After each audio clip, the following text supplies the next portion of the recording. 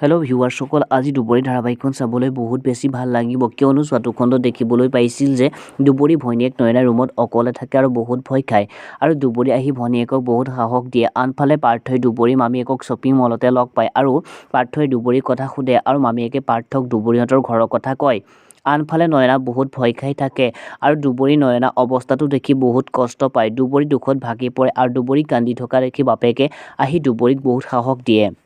আনফালে ৰিয়াৰ ঘৰত ৰিয়া মাকে ৰিয়া বিয়া কথা কয় আৰু আনফালে পাৰ্থই ভনীয়েকৰ আগত দুবৰী মামীয়েকক লগ পোৱা কথা কয়।